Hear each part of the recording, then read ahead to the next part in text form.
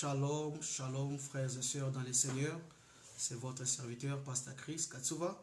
Nous sommes bénis encore aujourd'hui d'être là dans vos maisons. Par la grâce de Dieu, nous bénissons l'Éternel pour le souffle de vie et pour tout ce que Dieu est en train de faire pour nous et pour vous. Que Dieu vous bénisse. J'aimerais juste donner ces messages aussi en français pour nos frères et sœurs dans les mondes francophones, afin que nous soyons tous bénis. Nous avons un fardeau et nous voulons, par la grâce de Dieu, communiquer ce fardeau avec vous et nous savons que Dieu va vous bénir. Nous étions en train de partager sur comment résister l'opinion populaire, comment résister ces choses, resisting popular opinion.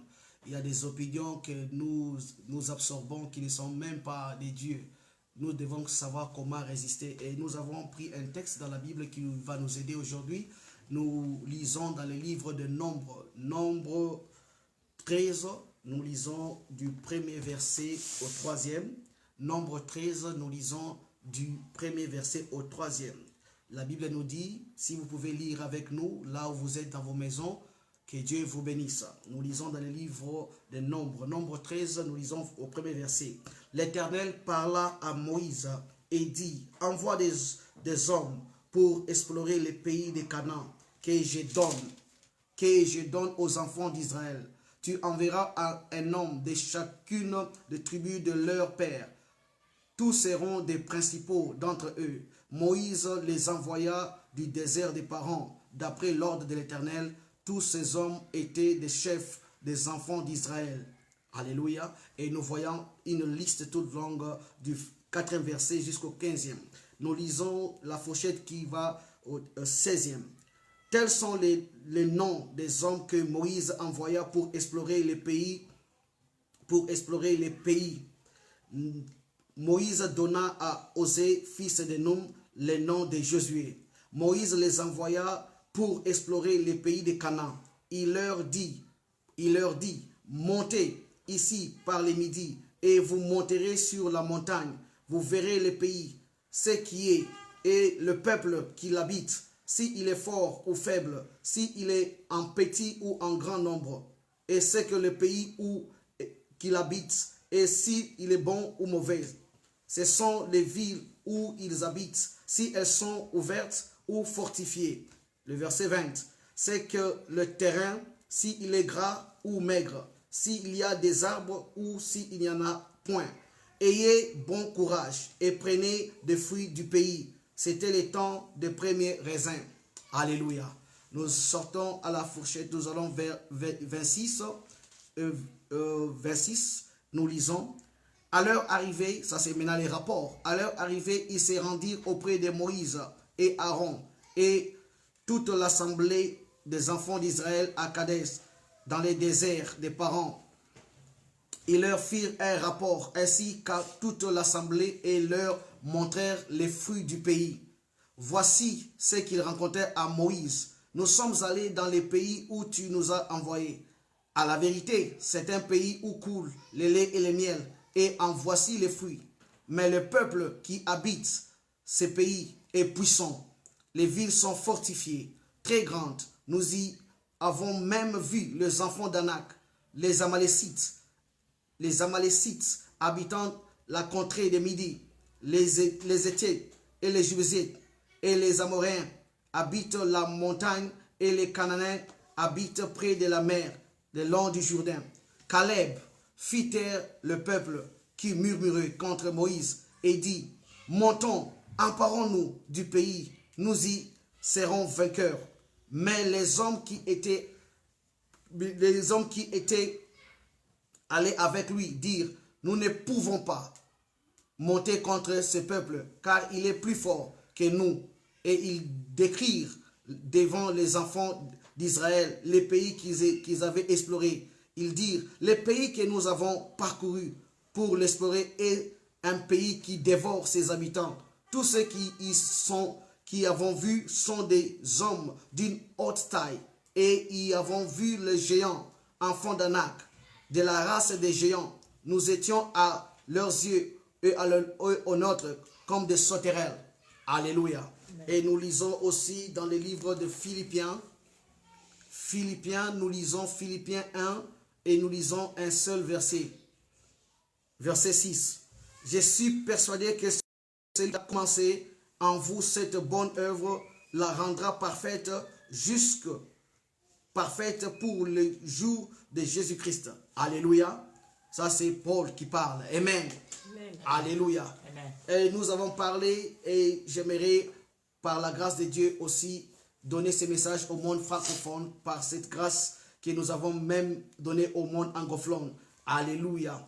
Nous avons parlé de ce thème, résister l'opinion, résister l'opinion populaire. Ça, c'était un problème que nous avons ces derniers temps. L'opinion, c'est quoi? C'est un avis personnel. Il y a beaucoup de définitions que nous avons données sur l'opinion. Mais en général, nous disons que l'opinion, c'est un avis personnel.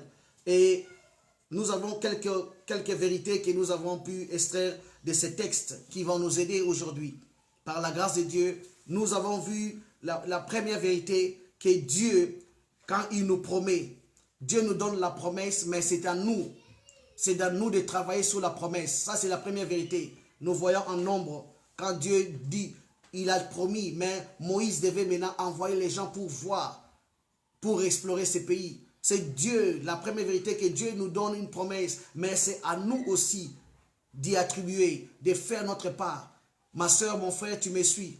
Souvent, nous avons des projets, nous avons des promesses de Dieu, nous avons des idées, mais qui sont seulement sur papier ou sûrement dans nos têtes. Mais on n'a pas pu avoir un moment pour y adhérer. Nous devons prendre courage. Aujourd'hui, ma soeur, mon frère, nous devons prendre courage d'adhérer aux promesses que Dieu nous a données. Les idées que nous avons des projets de business, des projets des affaires qui sont seulement dans nos têtes et sur papier. Dieu nous donne des promesses, mais qu'est-ce que tu fais de ces promesses? Qu'est-ce que tu fais de ces promesses que tu as sur papier? Qu'est-ce que tu fais de ces promesses, de ces idées que tu as dans ta tête? Dieu t'a donné des idées, des inspirations. Qu'est-ce que tu en fais donc? Ma soeur, mon frère, aujourd'hui c'est ton jour. Tu dois te réveiller. Tu dois prendre bon courage et participer dans ce que Dieu a commencé avec toi. Au nom de Jésus-Christ, que Dieu te bénisse. Et une deuxième chose, en parlant, nous avons parlé que quand Dieu nous donne une terre avec des géants, qu'est-ce qu'on fait quand Dieu nous donne une terre avec des géants? Nous avons lu au verset 27 jusqu'à 29, les gens ont dit qu'il y avait des géants dans cette terre. Oui, moi je me demande toujours, c'est possible qu'il devait y avoir des gens dans cette terre. Mais les géants, c'était maintenant les problèmes de l'opinion des 10. Moïse a envoyé 12 personnes. Quand ils sont rentrés, ils se sont disloqués en deux. Ils se sont disloqués en deux groupes. Un groupe de 10 qui dit c'est impossible. Mais nous savons qu'il y a le lait et le miel. Mais un autre groupe composé de Josué et Caleb, eux disent que c'est possible. Eux tous ont vu la même réalité, mais reviennent avec différentes opinions. Amen. Des opinions, ce sont des problèmes aujourd'hui. Les opinions, ce sont des problèmes aujourd'hui. Nous votons souvent des opinions de la majorité. Et nous négligeons les opinions de la minorité. Ce n'est pas dire que parce que c'est un groupe qui dit une chose et que la chose devient vraie. Les gens peuvent être en majorité, mais disent une chose fausse. Mais les gens peuvent être aussi en minorité, mais ils disent une chose qui est vraie. Mon frère, ma soeur, il faut commencer à savoir ce que Dieu a dit, c'est ce qui est vrai. Amen. Même s'il y a un groupe de millions de gens qui adhèrent à une opinion, toi tu dois t'adhérer à ce que Dieu a dit. Qu'est-ce que Dieu t'a dit? Tu écoutes beaucoup l'opinion de la majorité et cela change même tes idées. Aujourd'hui, tu dois changer. Tu dois adhérer à ce que Dieu t'a dit. Comme Caleb qui adhère, lui, derrière les paroles de Caleb, où on voit Josué qui dit aussi c'est possible. Et la Bible nous dit que tout ce qui est impossible avec l'homme est possible avec Dieu. Quand Dieu a commencé une chose, avec toi, il est un Dieu responsable. Ma soeur, mon frère, tu as perdu dans les affaires, tu as perdu quelque chose dans ta vie. Tu dois savoir que le Dieu qui a commencé cette œuvre avec toi l'amènera jusqu'à l'accomplissement. Il ne faut pas perdre courage. Le courage est très utile, ma soeur. Et le courage est très utile, mon frère. Ne perds pas courage, même si tu as perdu. Relève-toi encore, continue.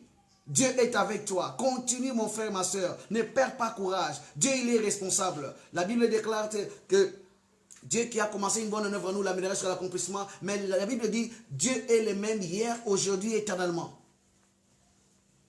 Dieu est le même. Il n'a pas changé. Il n'a pas changé, mon frère. Relève-toi et continue. Il ne faut pas écouter les opinions négatives. Il faut écouter ce que Dieu t'a dit. Alléluia. Et troisièmement, nous avons parlé aussi de seulement ceux qui sont convaincus deviennent convaincants. Seulement ceux qui sont convaincus deviennent convaincants. Il y a des gens qui ne peuvent pas rien faire parce qu'ils ne sont pas convaincants. Mais vous voyez la qualité de Caleb. Il est convaincu de ce que Dieu a dit. Et il veut convaincre aux autres. Mais je crois que les 10 autres n'étaient pas convaincus de la promesse de Dieu. Avec qui tu marches, ma soeur, mon frère? Est-ce que la personne là est convaincue des œuvres de Dieu?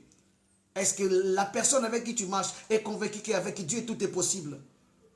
Caleb était convaincu que c'était possible. Et je te dis aujourd'hui, avec Dieu tout est possible. Dieu est vivant. Ce qu'il dit, il accomplira. Il ne ment jamais. Il n'est pas un homme pour mentir ou le fils d'un homme pour se repentir. Yahweh Adonai est vivant. Mon frère, ma soeur, toi qui m'écoutes à travers les médias, Yahweh Adonai est vivant. Celui qui a commencé, il va aboutir, il va arriver jusqu'à la fin. Et je l'ai dit encore avec le monde anglophone. La Bible nous dit dans le livre d'Ésaïe 46, au 10e verset, la Bible dit que Dieu, il connaît la fin, la chose au début. Dieu connaît déjà l'aboutissement de la chose. Dieu ne va pas t'envoyer sur une route que lui-même n'a pas déjà préparée pour toi. Sois courageuse, sois courageux et relève-toi et continue. Alléluia. Amen. Nous avons parlé quatrièmement d'une vérité que ces textes nous enseignent. Nous avons parlé que les gens découragés souvent découragent aussi les autres. Quand tu es entouré des gens qui sont découragés, les gens qui ont perdu dans leur passé, quand tu leur demandes des conseils, souvent ils te découragent aussi. Toi, tu es une femme mariée, tu vas demander un conseil à une femme divorcée. Quel conseil tu crois en remporter? Alléluia. Toi, tu es un homme marié, tu vas demander des conseils aux hommes divorcés. Qu'est-ce qu'il va te conseiller? Parce que lui-même n'a pas pu. Alléluia. Nous devons savoir à qui demander des conseils, de qui écouter les opinions. C'est très indispensable dans nos vies. En tant que chrétien, en tant que businessman, dans nos affaires, dans nos études, nous devons savoir à qui demander des conseils. Nous devons savoir à qui demander des conseils. Ces gens étaient découragés. Parce qu'ils étaient découragés, dans le livre de Nombres 13, 31, 33, ils ont aussi découragé les autres. Ils disent, on ne peut pas, nous ne sommes pas capables. Bien que Caleb a dit que c'est possible, allons et prenons ce pays.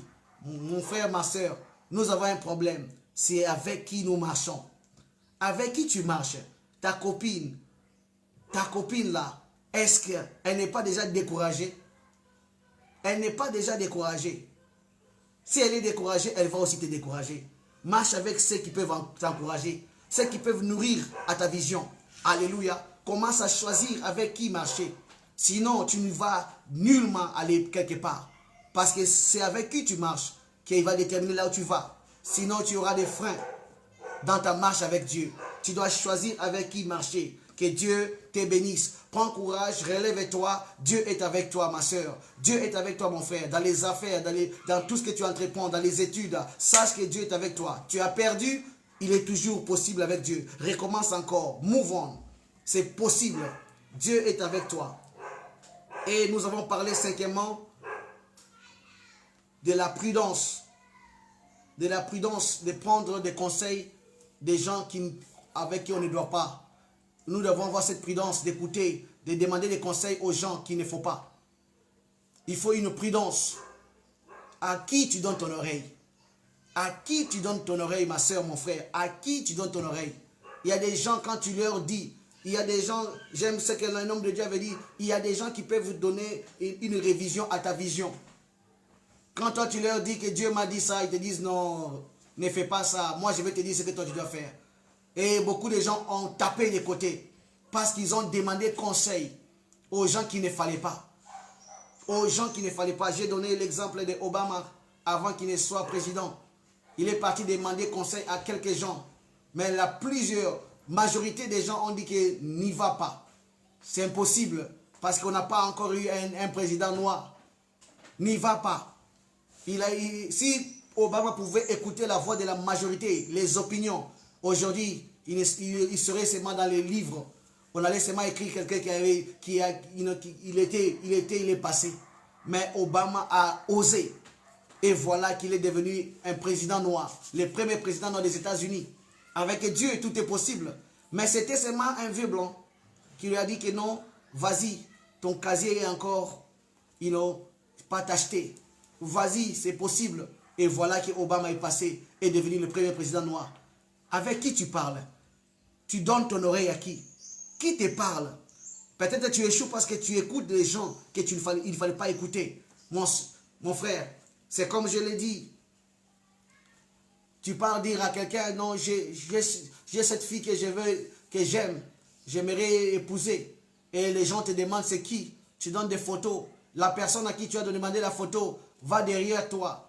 Il te dit que cette femme n'est pas bonne. Mais après quelques temps, tu écoutes que la personne, ton ami, sort avec ta copine. C'est comme ça, le monde est comme ça. Il faut faire attention. Nous devons avoir le discernement. Les discernements. À qui donner nos oreilles? Beaucoup de gens sont passés à côté dans leur vie. Et n'ont pas pu toucher ce que Dieu leur a promis. Parce qu'ils ont écouté des mauvaises sources. Alléluia. Que Dieu bénisse sa parole. Et en clôturant rapidement, j'aimerais demander cette question à vous tous qui nous écoutez avant de prier. J'aimerais demander cette question. Est-ce que vous avez réalisé que vous êtes unique dans votre vie? Ma soeur, mon frère qui me suit, tu as réalisé que tu es unique. Pourquoi tu veux devenir ce que les gens disent, mais pas ce que Dieu dit? Tu es unique dans ton genre. Ma soeur, mon frère, tu m'écoutes.